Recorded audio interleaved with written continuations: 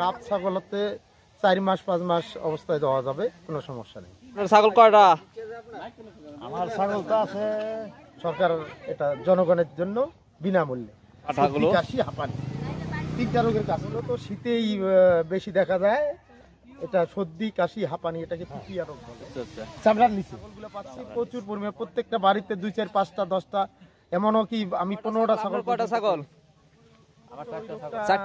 এই ওষুধ কাজ করবে না, ওইটা রোগের আগেই দিতে হবে। আমার নাম ফিরোজুল ইসলাম বাবলু, ডিমলা প্রাণী সম্পদ অফিস থেকে। সুপ্রিয় দর্শক, আসসালামু আলাইকুম ওয়া রাহমাতুল্লাহ। কেমন আছেন? আশা ভালো আছেন।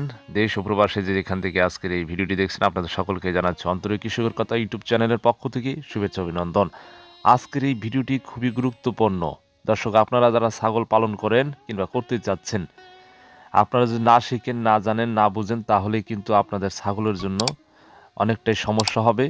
কারণ আপনাদের ছাগলকে সুস্থ রাখতে হলে, পিপিআর রোগ থেকে রক্ষা করতে হলে আপনাদের কি কি করণীয় রয়েছে এবং পিপিআর রোগ কি লক্ষণ থেকে বুঝবেন, কখন আসবে এবং পিপিআর রোগের যে ওষুধ কখন আপনার প্রয়োগ করতে হবে আপনাদের জানতে হবে। না জেনে কিন্তু আপনারা নিজেই ক্ষতি ডেকে আনবেন। আজকে আমাদের উত্তর অঞ্চল নীলফামারী জেলার ডিমলা উপজেলার পূর্ব ছাতনা ইউনিয়নের প্রাণী সম্পদ অধিদপ্তর, মৎস্য প্রাণী সম্পদ মন্ত্রণালয়, উপজেলা প্রাণী সম্পদ অধিদপ্তর ও ভেটেরিনারি হাসপাতাল ডিমলা নীলফামারী বিনামূল্যে টিকা প্রদান করা হচ্ছে গ্রামে গ্রামে। যে ছাগলগুলো রয়েছে, যেহেতু সামনে শীতকাল, এর আগেই কিন্তু পিপিআর রোগ, এই পিপিআর রোগের আগেই কিন্তু আপনাদের ভ্যাকসিনগুলো নিতে হবে ছাগলকে। তাই আপনাদের আজকে বলবে একজন অভিজ্ঞ ভেটেরিনারি ডাক্তার, প্রাণী সম্পদ মন্ত্রণালয় থেকে আসছেন।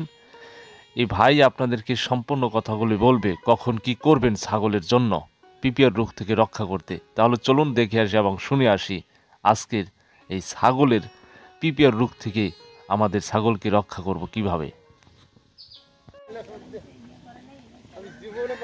আপনার ছাগল কয়টা? আমার ছাগল তো আছে 4টা। 4টার মধ্যে এখন কয়টা আনছেন? একটা। আরগুলো আনবেন না? আনা লাগবে। আমরা দেখতে পাচ্ছি এখানে দেখাচ্ছে খাসি পাঠাগুলো। কাশি হাঁপানি 3টা রোগের কাজ করে। বড় বাচ্চারা 2 মাস বয়স, হ্যাঁ 2 মাস বয়স হলে হবে। সর্বনিম্ন 2 মাস এখানে দেওয়া লাগে না? হ্যাঁ, আচ্ছা। চামড়ার নিচে। মোবাইল নাম্বারটা হ্যাঁ, মোবাইল নাম্বারটা নাম লেখেন, নাম্বার এই নাম লেখো, নাম লেখেন। কয়টা ছাগল আপনার? কয়টা ছাগল? আমার 4টা ছাগল। 4টার মধ্যে কয়টা দিলেন? 2টা দিলাম। 2টা দিলেন, আরো 2টা দিবেন না? নিয়ে আসি। এই 2টা দেওয়ার পরে নিয়ে আসেন। সুপ্রিয় দর্শক, ছাগলকে ভ্যাকসিন দেওয়ার যে নিয়ম পিপিআর রোগের আপনি দেখতে পাচ্ছেন, পুরাই পিপিআর এখানে পদ্ধতি।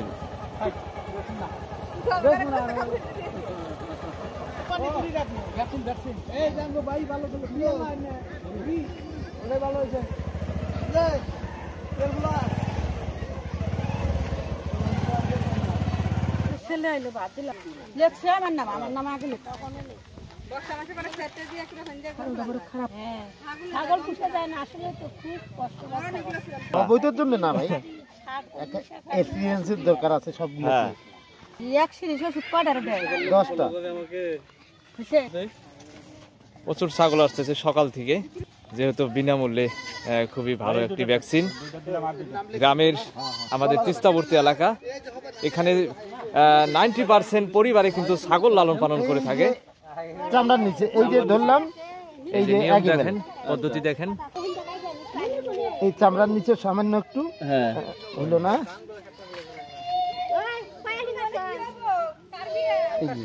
প্রথমে আপনার নামটা বলবেন। আমার নাম ফিরোজুল ইসলাম বাবলু, ডিমলা প্রাণী সম্পদ অফিস থেকে। আচ্ছা। এই যে আপনার যে ইনজেকশনটা দিচ্ছেন পিপিআর রোগ, এটা আপনার কখন আসে আর কি? এটা মূলত শীতেই বেশি দেখা যায়।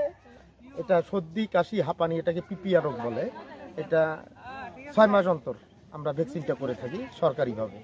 সরকার এটা জনগণের জন্য বিনামূল্যে।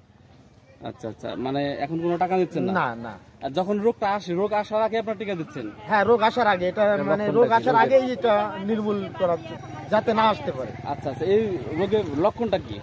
লক্ষণ হচ্ছে সর্দি, মূলত সর্দি কাশি, পাতলা পায়খানা, হাঁপানি থাকবে, জ্বর থাকবে। আচ্ছা আচ্ছা, মনে করেন যে এই রোগটা হয়ে গেল একটা ছাগলের, তখন সে কি না, করবে? তখন অবশ্য ওই রোগটা, এই ওষুধ কাজ করবে না, ওই রোগের আগেই দিতে হবে। আগে দিতে হবে, রোগ হয়ে গেছে তখন সে আর কোনো উপায় না নাই? না, কোনো উপায় নেই, তখন মূলত ট্রিটমেন্ট করতে হবে। অসুস্থ অবস্থায় অসুস্থ অবস্থায় দেওয়া নিষেধ। দেওয়া নিষেধ। আচ্ছা আচ্ছা আচ্ছা, আর আপনার কি ভ্যাকসিন দিয়ে থাকেন? এটা বাদে আর কি ভ্যাকসিন সরকারিভাবে দিয়ে থাকেন? আমাদের মূলত সরকার আমাদেরকে খুরা পিপিআর এবং খুরা রোগ নির্মূলের জন্য আমাদেরকে নিয়োগ দেওয়া হয়েছে। তা আমরা খুরা রোগটা এখনো পাই নাই, খুরা রোগের ভ্যাকসিনটা পাইনি। আমরা পিপিআরটা অন্তত এই 3 বছর থেকে আমরা আমার এলাকায় আমরা দিচ্ছি। এটা হচ্ছে ডিমলা থানা, পূর্ব সাতরাই 10 নম্বর ইউনিয়ন। আচ্ছা আচ্ছা, এটা কত মিলি করে দিতে হয়? প্রত্যেক ছাগলের জন্য 1 মিলি, প্রত্যেক ছাগলের জন্য 1 মিলি। আর ছোট বাচ্চার জন্য? ছোট বাচ্চার জন্য ওই হাফ বা হাফ না, একই চলবে, সমস্যা নেই। নিম্ন বয়স কত হতে হবে? 2 মাস অন্তর, এবং গাব ছাগল হতে 4 মাস 5 মাস অবস্থায় দেওয়া যাবে, কোনো সমস্যা নেই। হ্যাঁ, 4 বছরে আমি অনেকটা সরকার লাভবান এই রোগ থেকে। পিপিআর রোগ আমার ইউনিয়নে নাই বললেই চলে। হ্যাঁ, অনেক উন্নত। এই যে আপনারা ইউনিয়ন ভিত্তিক দিচ্ছেন নাকি? ইউনিয়ন ভিত্তিক দিতে, অর্থাৎ ইউনিয়ন ভিত্তিক না, বর্তমান সরকার সারা বাংলাদেশে 1 থেকে উদ্বোধনী শুরু হয়েছে আমাদের, 1 থেকে চলবে 18 তারিখ পর্যন্ত। কিরকম সারা পাচ্ছেন? গ্রামে কিরকম ছাগল আছে এখন? কিরকম সারা পাচ্ছেন যে আসলে প্রচুর ছাগল আছে? প্রচুর পরিমাণে ছাগল। এই নদী এলাকায়, চর এলাকায় আমি যে ছাগলগুলো পাচ্ছি প্রচুর পরিমাণে, প্রত্যেকটা বাড়িতে 2 4 5টা 10টা, এমনও কি আমি 15টা ছাগল পর্যন্ত পেয়েছি। আচ্ছা আচ্ছা, হ্যাঁ, আমার এলাকায় সমস্যা নাই। আমার নাম্বার হচ্ছে 01774409687, ডিমলা প্রাণী সম্পদ, ডিমলা নীলফামারী।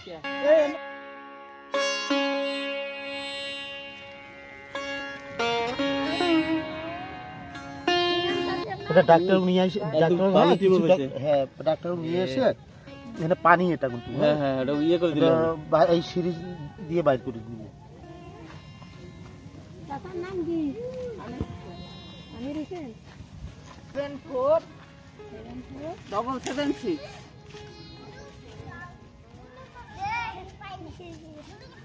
এটা ধরেন গলার মধ্যে।